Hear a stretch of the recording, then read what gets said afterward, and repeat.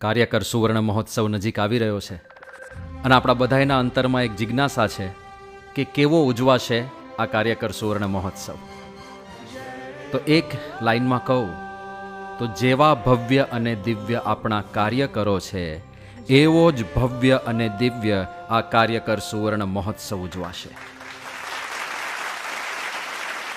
મહંત સ્વામી મહારાજે એકવાર સુવર્ણ કાર્યકર મહોત્સવ એવો શબ્દ વાપર્યો અને બધા સંતોએ પૂછ્યું ત્યારે બાપા એવું બોલ્યા કે આ સુવર્ણ જેવા કાર્યકરો છે એટલે સુવર્ણ કાર્યકર મહોત્સવ. તો એવો જ ભવ્ય ઉત્સવ આ ઉજવાવાનો છે, કારણ કે આ આપણા ગુરુહરિ મહંત સ્વામી મહારાજનો આગવો સંકલ્પ છે.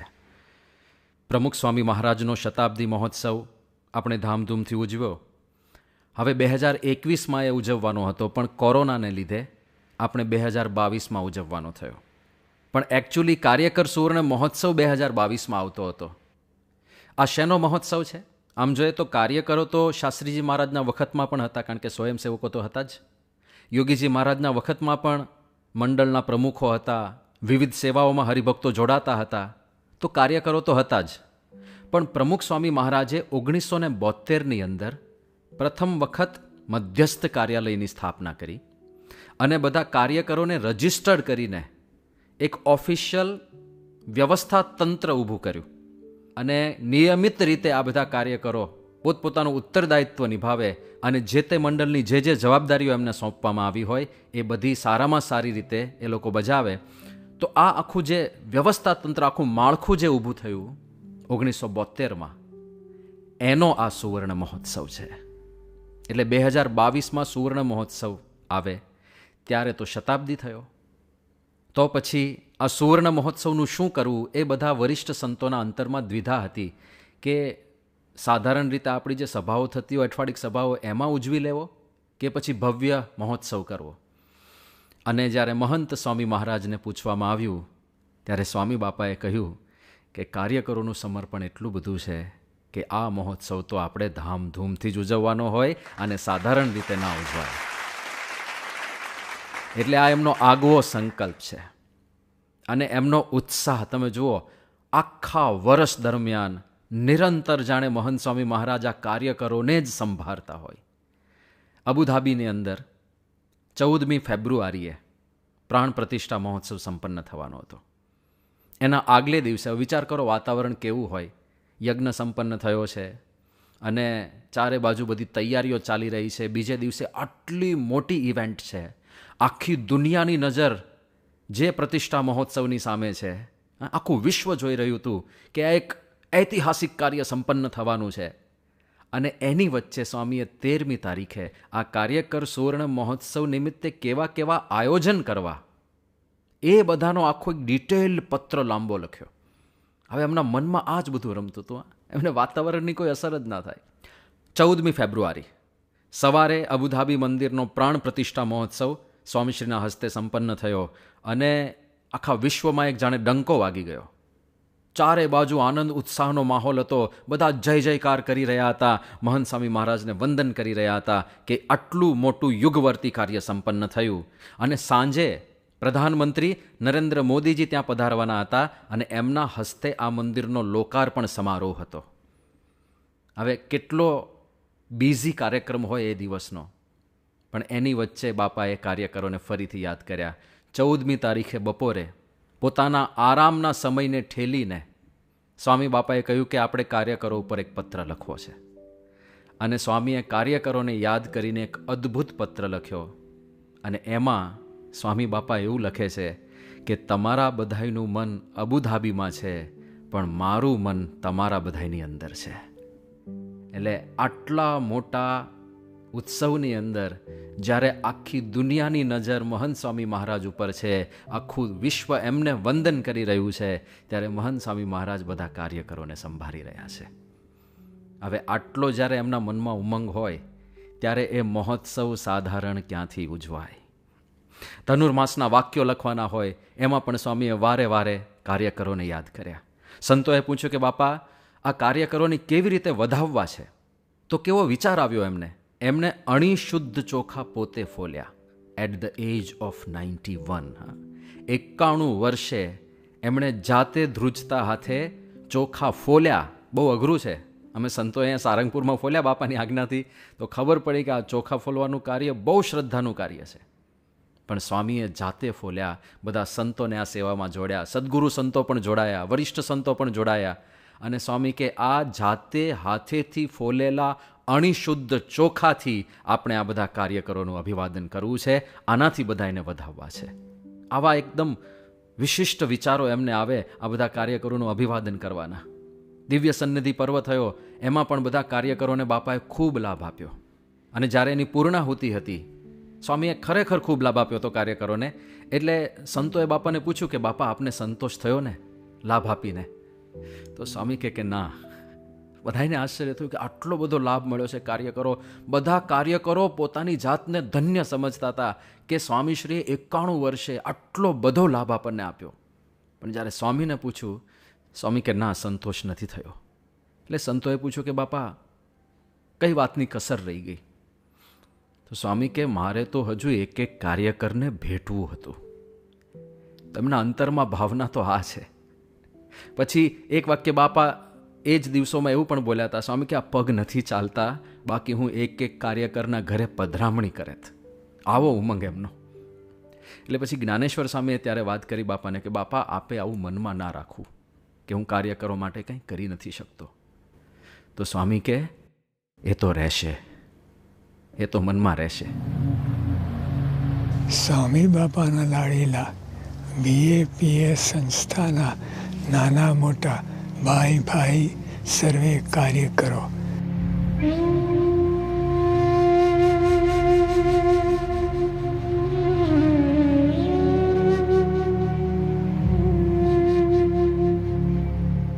હું તમને રોજ યાદ કરું છું અને આજે પણ યાદ કર્યા છે.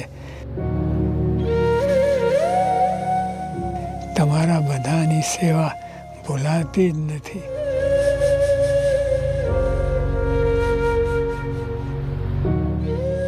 મારે મન તમે બધા પણ પ્રમુખ સાંઈ મહારાજે રચેલા ભવ્ય અને દિવ્ય અક્ષરધામ જ છો. કારણ કે તમે અક્ષર પુરુષોત્તમના નિષ્ઠાવાન સત્સંગી છો, નિયમ ધર્મ પાળો છો અને સેવા કરો છો. તમારો જય હો, જય હો.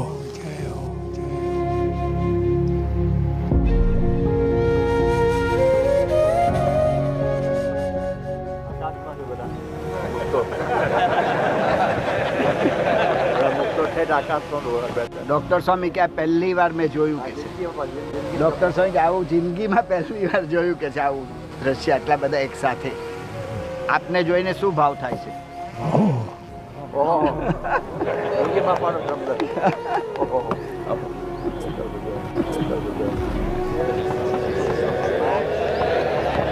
બાપા ઓહો બહુ બોલતા યોગી બાપા. ઓહો ઓહો 15 લગા તો ઓહો ત્યાંથી શરૂઆત થાય.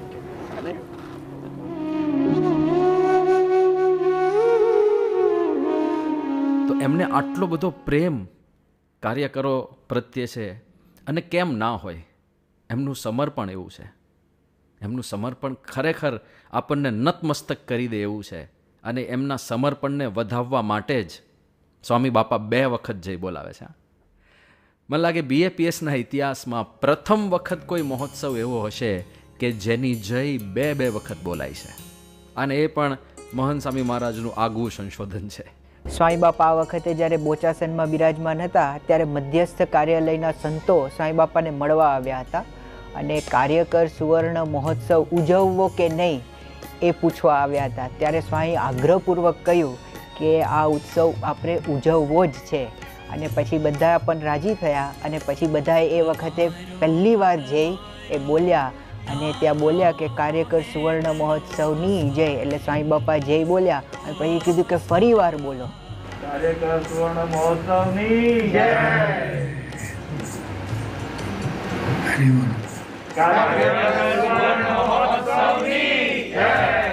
સ્વામીને જ્યારે પૂછ્યું કે આપ 2 વાર કેમ બોલો છો, ત્યારે સ્વામી બાપાએ કહ્યું કે આ બધા કાર્યકરોનો કેવો ભોગ છે અને કેટલી બધી મુશ્કેલીમાં આ કાર્યકરો સેવા કરે છે.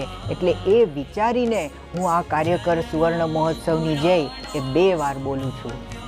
કાર્યકર સુવર્ણ મહોત્સવની જય, કાર્યકર સુવર્ણ મહોત્સવની જય. અને કેવા ઉત્સાહથી 2 વખત જય બોલાવે. જો કોઈ ભૂલી ગયા હોય બોલાવવાની, દાખલા તરીકે સારંગપુરમાં જ ઘણી વખત એવું બન્યું કે બાપાની પૂજા શરૂ થાય અને કીર્તન ગાન શરૂ થાય એ પહેલાં એક વખત આખો જયનાદ બોલાય. એમાં જો એક જ વખત કાર્યકર સુવર્ણ મહોત્સવ ભૂલમાં બોલી ગયા હોય, જે પ્રથમ ગાયક હોય તે, અને બાપા નોટિસ કરે, સીધું યાદ કરાવે કે બીજી વાર જય બોલાવો કાર્યકર સુવર્ણ મહોત્સવની. અવશ્યપણે. હમણાં છેલ્લા 2 દિવસમાં પણ અમે દર્શન કર્યા કે સ્વામી બાપા પૂજામાં આવે પછી પહેલાં ઠાકોરજીની આરતી થાય અને આરતી પ્રી રેકોર્ડેડ વાગે, એટલે એમાં તો એક જ વખત કાર્યકર સુવર્ણ મહોત્સવની જય હોય. તો એ એક વખત જય બોલાય પછી સ્વામી બાપા એકલા બીજી વખત જય બોલે, પણ 2 વખત જય તો અવશ્ય બોલવાની જ. અને જ્યારે જય બોલાવે ત્યારે હાથ ઊંચો કરીને, ઉત્સાહપૂર્વક હાથ ઊંચો કરીને જય બોલાવે. આરતીમાં ચાલતા હોય ત્યારે પણ હાથ ઊંચો કરે. અહીંયા સારંગપુરમાં તો 2-3 વખત એવું બન્યું કે જેવા બાપા સભાની અંદર પ્રવેશ કરે મંચ ઉપર ત્યારથી જયનાદ શરૂ થાય. અને જ્યારે કાર્યકર સુવર્ણ મહોત્સવનો જયનાદ આવે ને ત્યારે બાપા એકદમ સોફા પર હજુ બેસતા હોય, સેવકોનો ટેકો લઈને બાપા સોફા પર બેસતા હોય, અડધા બેસેલા હોય, અને એ વખતે જો કાર્યકર સુવર્ણ મહોત્સવની જય આવે તો એમાં પણ હાથ ઊંચો કરે. એવી પરિસ્થિતિમાં એમણે ઉત્સાહપૂર્વક હાથ ઊંચા કર્યા છે. એટલે કેટલો બધો ઉમંગ, કેટલો બધો હરખ એમના અંતરમાં છે આ મહોત્સવ ઉજવવાનો. બાપાને જ્યારે પૂછ્યું કે બાપા કેમ આપ 2 વખત જય બોલાવો છો, અને ત્યારે સ્વામી એવું બોલ્યા હતા કે આ કાર્યકરોનું સમર્પણ કેવું છે એ તમને શું ખબર પડે. એટલે આપણે તો અજ્ઞાની છીએ, સ્વામી બાપા સર્વજ્ઞ છે. બધા કાર્યકરોના અંતરમાં રહીને એ પોતે જાણે છે કે બધા કાર્યકરો કઈ ભાવનાથી, કેવા સમર્પિત થઈને આ સેવાની અંદર વર્ષોથી જોડાયેલા છે. અને થોડા ઘણો પ્રસંગો જાણીએ આપણે તો ખરેખર આપણું મસ્તક ઝૂકી જાય એવું છે. કાર્યકર સુવર્ણ મહોત્સવ નિમિત્તે બધા પ્રસંગો મંગાવેલા, એમાંથી અમુક પ્રસંગો વાંચવાની સેવા મને મળેલી. એવા અદ્ભુત પ્રસંગો છે. અમુક કાર્યકરો 200 કિલોમીટર દૂર સભા કરાવવા માટે જાય છે. એટલે 200 કિલોમીટર ટ્રાવેલ કરીને જવાનું, 200 કિલોમીટર ટ્રાવેલ કરીને પાછા આવવાનું. એટલે એક દિવસમાં 400 કિલોમીટરનું ટ્રાવેલિંગ થાય ખાલી 2 કલાકની સભા માટે થઈને. અમુક કાર્યકરો તો એવું કરે છે કે શનિવારે રાત્રે પોતાની જોબ પૂરી કરીને જતા રહે, કારણ કે દૂર જવાનું છે. રવિવાર આખો દિવસ ત્યાં રોકાય, સંપર્ક કરે, સભા કરાવે, અને સત્સંગ સભા પૂરી કરીને રવિવારે રાત્રે ત્યાંથી નીકળે અને સોમવારે સવારે પાછા પોતાની નોકરી ધંધામાં જોડાઈ જાય. એટલે આમ જોઈએ તો પર્સનલ એન્ટરટેનમેન્ટ કે એન્જોયમેન્ટ માટે ખાલી રવિવાર મળતો હોય, અને એ રવિવાર આખો આ કાર્યકરો સેવાની અંદર સમર્પિત કરી દેતા હોય છે. ઘણા બધા કાર્યકરોના એવા પ્રસંગો છે કે એમને પોતાને શારીરિક તકલીફ હોય, ડિસેબિલિટીઝ હોય, પણ એને ગણકાર્યા વગર પોતાની સેવા એમણે ચાલુ જ રાખી હોય. ઘણા બધા કાર્યકરો એવા છે કે જેને પરિવારની અંદર કંઈક પ્રશ્ન હોય, દાખલા તરીકે માતૃશ્રીની તબિયત સારી ના રહેતી હોય, એમને એટેન્ડન્સની જરૂર હોય, એમને સાથે રહેવાની કોઈકની જરૂર હોય, તો માતા પિતાની સેવાની પણ વ્યવસ્થા કરે અને સાથે સાથે પોતાની સેવા જે સોંપાઈ હોય એમાં પણ એટલા જ નિષ્ઠાથી પોતે સેવા પૂરી કરે. બંને બાજુ બેલેન્સ કરે. આ બેલેન્સ બહુ અઘરું છે. ઘણા તો એવા પ્રસંગો છે કે જેને બધે મોરચે લડવાનું હોય. આર્થિક ભીંસ હોય, પરિવારમાં કોઈ બીમાર હોય, પોતાને પણ કંઈક બીમારી હોય, અશક્તિ કંઈક રહેતી હોય, અને એ બધાયની વચ્ચે ક્યારેય પોતાની સેવામાં સહેજ પણ ઢીલાશ ના રાખે આવા કાર્યકરો છે. અમુક કાર્યકરો જે વનવાસી પ્રદેશમાં કાર્યરત હોય તો અંદર કેડીના રસ્તે ઘણીવાર ચાલીને જવાનું થાય, કાં તો સાયકલ લઈને જવાનું થાય, અને એમાં વાઘ કે દીપડા વચ્ચે મળે અને એની વચ્ચે નિર્ભય થકા જવાનું ચાલુ જ રાખે. પ્રાણનું જે થવું હોય તે થાય, પણ આ સત્સંગની સેવા જે મળી છે તો અવશ્ય કરવી છે. ત્યારે સ્વામી બાપા આગળ આ બધા સમર્પિત હરિભક્તોના જે ગુણો, જે મહિમા, એ બધી વાત એ સ્વામી બાપા આગળ એ થતી હતી. અને સ્વામી બાપા ખૂબ ધ્યાનથી અને એકાગ્રતાથી સાંભળતા હતા અને ખૂબ રસપૂર્વક સાંભળતા હતા. અને વચ્ચે વચ્ચે સ્વામી બાપાને પ્રશ્નો પણ પૂછાયા અને સ્વામી બાપાએ યોગ્ય ઉત્તર આપ્યા. અને છેલ્લે બધું પૂરું થઈ ગયું પછી સ્વામી બાપાએ સામેથી માઇક માગ્યું. સ્વામી બાપાને કંઈક કહેવું હતું અને સ્વામી બાપાએ માઇક માગ્યું અને સ્વામી બાપા માઇકમાં બોલ્યા, બધા કાર્યકરોને ધન્યવાદ છે. આ રીતે સ્વામી બાપાએ બધાનો આભાર વ્યક્ત કર્યો. એટલે સ્વામી બાપા જ્યારે રૂમમાં હોય ત્યારે પણ આ બાલ અગ્રેસરોએ એક આખી સરસ બુકલેટ બનાવી છે અને એમાં અલગ અલગ કાર્યકરોના ગુણો એ લખવામાં આવ્યા છે. તો સ્વામી બાપા એ પણ રૂમમાં એમની રીતે શાંતિથી એ વાંચતા હોય છે. અને ગઈકાલે સ્વામી બાપાએ વાત કરી કે આ ગુણકથનની આપ બુકલેટ વાંચો છો, ત્યારે સ્વામી બાપાએ કીધું કે એમાં પહેલું અતુલભાઈનું છે. એટલે સ્વામી બાપાને યાદ પણ રહી ગયું છે કે કયો કોનો ગુણ કયા પેજ ઉપર છે. એટલે આ રીતે સ્વામી બાપા એ રૂમમાં પણ આ રીતે ગુણકથન એ જે લખેલા છે એ સ્વામી બાપા વાંચે છે. એટલે આવા જ્યારે સમર્પિત કાર્યકરો હોય ત્યારે ગુરુને પણ કેમ ઉમંગ ન જાગે. એટલે એમણે જ સંકલ્પ કર્યો છે કે આ મહોત્સવ ખૂબ જ ભવ્ય અને દિવ્ય થવાનો છે. સામેથી એમણે ઘણી બધી જગ્યાએ આવા શબ્દો ઉચ્ચારેલા છે. આ વર્ષે કાર્યકરોના બધા જે સેવાને સમર્પણના પ્રસંગો છે એનું એક પુસ્તક પ્રકાશિત થવાનું છે, કાર્યકર સુવર્ણ ગાથા કરીને.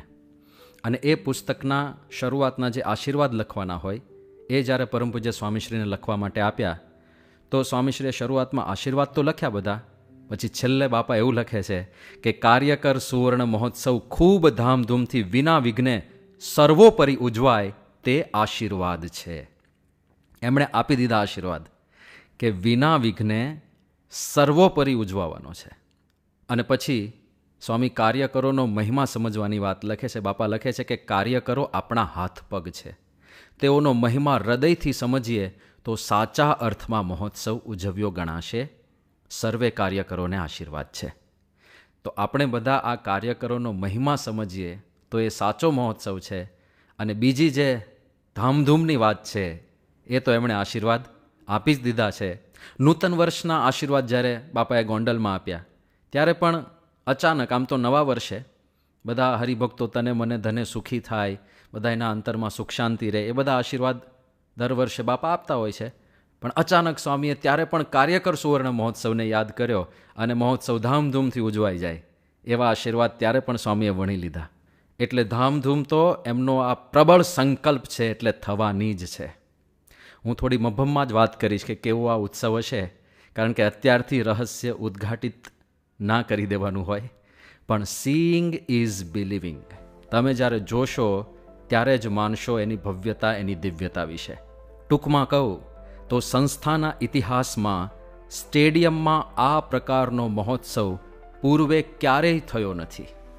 ખાલી સંસ્થાના ઇતિહાસમાં નહીં, ભારત દેશની અંદર પણ સ્ટેડિયમની અંદર આવી પ્રસ્તુતિઓ ક્યારેય થઈ નથી. એવી પ્રસ્તુતિઓ ત્યાં થવાની છે, એવા અદ્ભુત દ્રશ્યો ત્યાં સર્જાવાના છે. સામાન્ય રીતે આપણા મહોત્સવમાં 2 સ્ટેજ હોય છે. એકમાં પરમ પૂજ્ય સ્વામીશ્રી અને વરિષ્ઠ સદગુરુ સંતો બધા વિરાજમાન થતા હોય અને સામે એક પ્રસ્તુતિ મંચ હોય. આ વખતે પ્રસ્તુતિ મંચ નથી, કારણ કે જે ગ્રાઉન્ડ છે આખું ક્રિકેટનું ગ્રાઉન્ડ એ જ પ્રસ્તુતિ મંચ બની રહેવાનું છે. અને એમાં 1500થી વધારે આપણા સમર્પિત નિષ્ઠાવાન બાળકો, યુવકો આ કાર્યકરોને અભિવાદિત કરવા માટે જુદા જુદા પ્રેઝન્ટેશન્સ અદ્ભુત રીતે રજૂ કરશે. ખાલી હું લાઇટિંગની વાત કરું તો વર્લ્ડ કપ જેવી મોટી મોટી ઇવેન્ટ્સની અંદર જે માણસ લાઇટિંગ ડિઝાઇન કરે છે, નમિત કામલી, એમની સાથે જ્યારે મિટિંગ થઈ હતી ત્યારે આપણા યુવકોએ બધું સમજાવ્યું કે અમે શું શું વિચાર્યું છે ને કઈ કઈ પ્રકારે લાઇટિંગ કરવાનું વિચાર્યું છે. અને એ જે વિચારો જ્યારે એ માણસે જાણ્યા એ એટલા અભિભૂત થઈ ગયા. એમણે કહ્યું કે સ્વામીજી, ભારતમાં આવું કામ થતું જ નથી. કે ઉત્સવના 10-15 દિવસ પહેલાં આટલું ડિટેલ પ્લાનિંગ કોઈકે કરી રાખ્યું હોય અને આટલી બધી તૈયારીઓ કરી રાખી હોય, આવું ક્યારેય થતું નથી. બીજી વાત એમણે કરી કે સ્વામી, આવું કામ ભારતમાં થતું નથી. 2007માં મને એક દુબઈનું કામ મળેલું, ત્યારે મેં આ પ્રકારનું થોડું કામ કરેલું. ત્યારથી મારો સંકલ્પ હતો કે બીજી વાર આ લેવલનું, આ ક્વોલિટીનું કામ હું કરું. પણ કોઈ જગ્યાએ એવી ડેપ્થ હોતી નથી. પણ અહીંયા આગળ તમારું જે આ બધું આયોજન છે, મને પણ તમારી સાથે કામ કરવાનો ખૂબ આનંદ આવશે.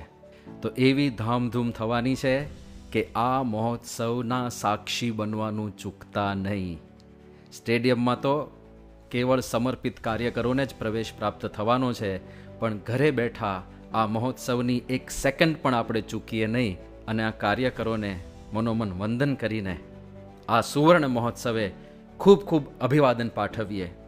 તો ખાસ મહારાજ સ્વામીના ચરણોમાં પ્રાર્થના કરીએ કે આ બધા કાર્યકરોના અંતરમાં જેવી સમર્પણની ભાવના છે એવી સમર્પણ ભાવના આપણા બધાના હૃદયમાં પણ પ્રગટ થાય.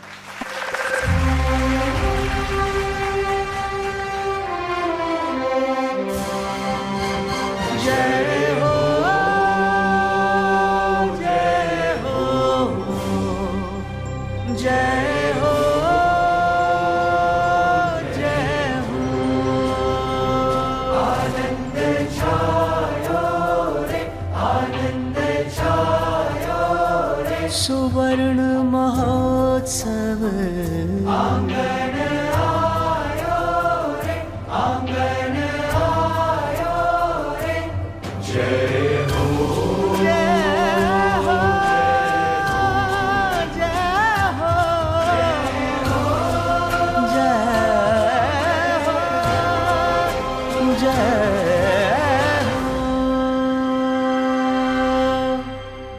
કાર્યકર સુવર્ણ મહોત્સવની જય. કાર્યકર સુવર્ણ મહોત્સવની જય.